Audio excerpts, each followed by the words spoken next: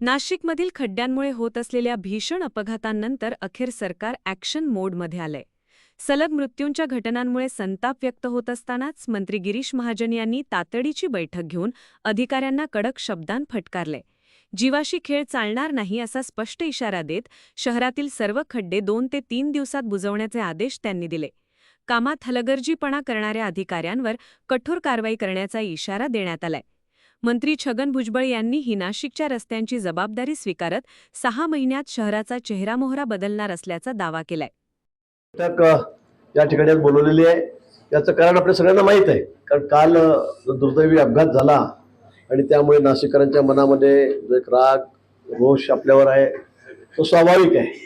Accident clip सुद्धा बघितलेल्या आहेत. त्या विषयात आपण न बोललेलं बरं, त्या विषयावर काही भाष्य करण्याची गरज नाही.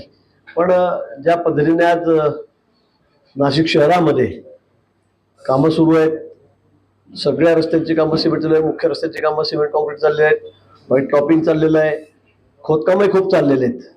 जे MGN असेल, MSCB असेल, फायबर केबलचे असतील, STPचे असतील, काही ठिकाणी सगळी खोदकामं सुद्धा या ठिकाणी चाललेले आहेत. कारण आपल्याला कुंभमेळ्याच्या आता 1 वर्षावर आहे आणि 4-6 महिन्यामध्ये सगळी कामं आपल्याला आटपायची आहेत.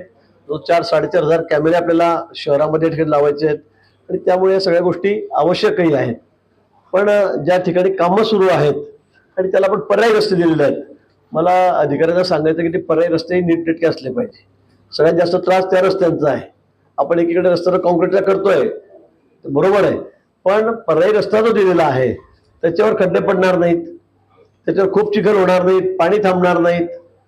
त्या ठिकाणी ही जबाबदारी आपली आहे, आपली म्हणजे ठेकेदाराची आहे आणि ठेकेदाराकडून काम करून घेण्याची जबाबदारी ही अधिकाऱ्यांची आहे.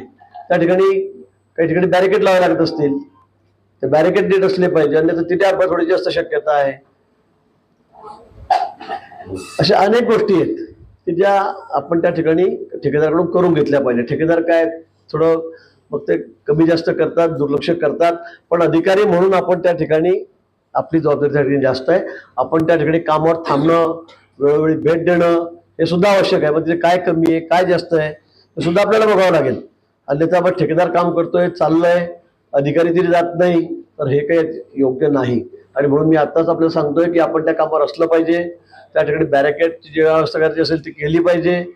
त्या ठिकाणी कुठेही खड्डे पडणार नाहीत, लोकांना त्रास होणार नाही, ही खबरदारी आपण सगळ्यांनी घ्यायची आहे.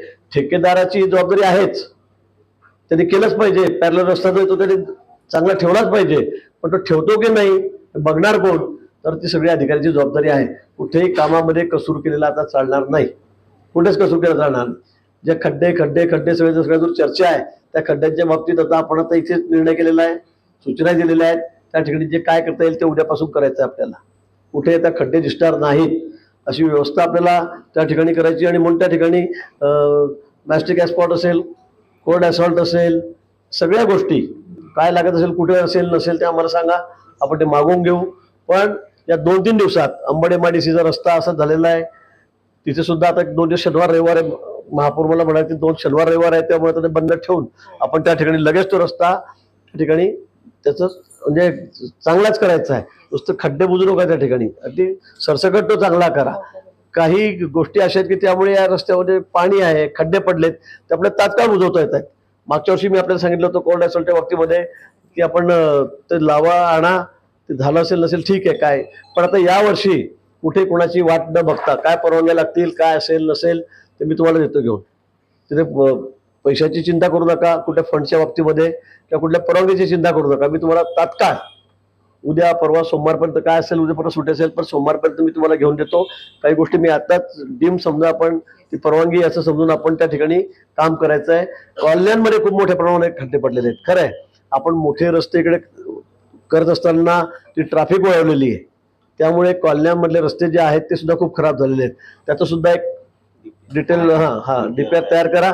त्याच्यासाठी काय पैसे लागतील, कारण ते आवश्यक आहे. तिथं लोक आमच्या घरासमोरच खड्डे पडतात, तुम्ही फक्त रिंग रोड करतायत, मोठे रस्ते करतायत. मला वाटतं हे काही त्या ठिकाणी योग्य नाही आहे. आणि आपण सगळ्या सूचना सगळ्या लोकप्रतिनिधी ह्या अतिशय बरोबर आहेत आणि म्हणून त्या ठिकाणी वेगळ्या फंडाच्या निधीची आपण व्यवस्था करू, पण हे रस्ते सुद्धा नीट व्यवस्थित झाले पाहिजे. सरकारने आदेश दिले असले तरी आता नाशिककरांच्या नजरा प्रत्यक्ष कामांवर आहेत. खड्डे खरोखर 2-3 दिवसात बुजणार का की पुन्हा आश्वासनांचाच पाऊस पडणार हे पाहणे महत्त्वाचे ठरणार आहे. महाराष्ट्र बुलेटिनसाठी सयाजी पवार, नाशिक. महाराष्ट्र बुलेटिन, आपला महाराष्ट्र, आपली बातमी.